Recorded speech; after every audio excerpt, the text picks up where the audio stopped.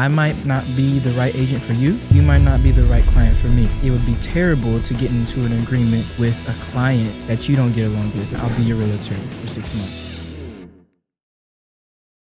I was just thinking, I was waiting for one of those to be like for life, like versus 6 months. Cause I feel like, you know, for better or for worse, sometimes it's like, it doesn't end at the transaction. It's like, I help somebody. I think I've probably had clients where I helped them buy a house in like 2020, and I'm still getting calls about like, hey, do you know a good plumber? And I'm like, which is like fun. Like, I'm not complaining about it. Because I love that. It's like, yeah, I do. And thanks for, you know, letting me help you instead of just like, you know, being mad that the house I helped you buy is now having a plumbing issue, you know? I mean, most definitely. Like, from my production perspective, I have had clients for the past 5 years that they're more than clients now. Like, they're friends or somebody I can rely on when I have any questions, even if it's not real estate questions. I can always rely on them. And same goes with this business. I'm sure I'll have some future clients that are really, really good friends. I know this client that I have right now, we're going to be really good friends because they're moving down here. We have a lot of great connections. We have a lot of great friends in the same circle. They connected with you on social media. That's the client. And are you able to say like kind of generally where they're coming from? California. California. They're coming from pretty far away. They're going to love it. You should definitely get them here before winter's over. We'll try. They're wanting to move down February. So pretty soon. Perfect time to come to Indianapolis. Mm-hmm. The coldest part of the winter. Yeah. Good experience. So one of the questions that we have on our outline, sometimes we get to it, sometimes we don't. I'd be really curious to hear your perspective on this as someone who's kind of a new entrant into the real estate field and market here in Indianapolis. I think it'd be easy for us to talk about like what we love about real estate. What's something that bothers you from your perspective? Like, what's something that bothers you about real estate, whether in general or in Indianapolis? Realistically, probably the time that we spend on working. I knew what I was getting into before getting into the business, but we spend a lot of time, and we have to realize that we have a personal life too sometimes. Sometimes we may even completely ignore that personal life to focus on our business life, but definitely the time. Yeah, that's one thing that, and I will say you have the luxury of not having enough data to actually do the math yet. Mm-hmm. Because like you're already experiencing that, like, hey, this is just taking, like, I'm spending a lot of time, but you know, 6 months down the road, 12 months down the road, you're going to look back and you're going to be like, if I add up all the time, how much did I earn? You know, and what does that break down to? Like, what's my hourly pay from here? And would I have been better off just hanging drywall or something?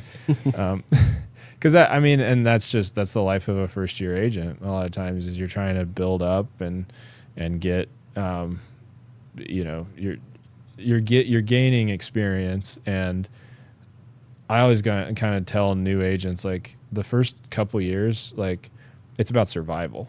Oh, definitely. Like, if you can pay your bills and you can do it through commissions you earned, like, you're already beating the system because you don't have to have a real job. Yeah. Like, you have a job that's in some ways harder than a real job, but you still don't have to have a real job. And so you're winning. And you know, the biggest tip I have for most realtors, I know I'm a new realtor. There was a guy, I forgot who said it. I think it was Mark, I forgot his last name. But he said he would rather have a job making $120,000 versus a job making $500,000 working for somebody else. 100%. Yeah. That just shows you, no matter what work you put into your business, stick to your business because you'll have time where it's like freedom. Like, I love when people get to invite me to places and I get to say, yeah, I'll be there because I don't have to work. Mm-hmm. I don't have to work. I'll fit it into my schedule. I'll be there. Yeah, I always, I completely agree with that philosophy. I share it and I'm proud to say I've been able to stay the course for over 7 years in the business. And to me, it has nothing to do with how much money's in my account or like whatever, like kind of like assets I've built. Like, one of my biggest measures of success is, did I have to go get a job? Mm-hmm. Like, as long as I don't have to like say like, hey, this isn't working and I gotta, you know, it's like, you know, that'd be disappointing to Stuart. It would. Yeah. Yep. Well, Well, that's just the real estate side, right? yeah. But yeah, it's like if I had to be like, okay, like I gotta go get, you know, work for somebody else, like get a, like, I mean, that's just what entrepreneurship is like it's not for everybody, because like the people it's for are the people that say like, one of my biggest measures of success for myself is getting to work for myself. Exactly. And getting to be kind of just like the master of my own schedule and all of that. And like I said, sometimes that's harder. A lot of times that's harder than working for somebody else, because somebody else will be satisfied with a certain amount of hours. But, you know, for me, it's like, well, if I'm not breaking even, that means I just got to keep putting in hours, Mm-hmm. you know, and that's what the life of a entrepreneur, and that's what a lot of I'm just going to prepare you, because your clients and your friends and your family will never understand. they'll never get it, like, because it'll always just be, you'll always get the thing like, oh, you're a real estate agent, so like you get to like get, you know, thousands of dollars for like sending an email, right? No, Like people always have that attitude. It's like, well, a lot of those emails miss, and that's what the thousands of dollars are for. It's for covering all the time I spend, you know, just grinding with nothing to show for it. Yeah, most definitely. And going back to your family will never understand. I love my dad. I know he's probably listening to this. I love him. He's an awesome guy. A while ago, maybe say a year ago, he was saying, man, you need to get a job. You need to get a job. You're getting older. You're getting out of high school. You need to get a job. And I just constantly, nope, not getting a job. Put my business first.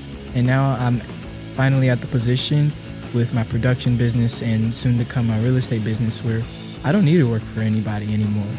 Of course, in business, some months are bad, some months are good, but it's honestly taking care of itself. Yeah. I really appreciate it. And that's a huge accomplishment. And it's something you could be like, something to really be proud of like, hey, like I set this thing up and, you know, my bills are paid and it's all, you know, I did it on my own terms. That's awesome. You can check out our full library of episodes wherever you get your podcasts.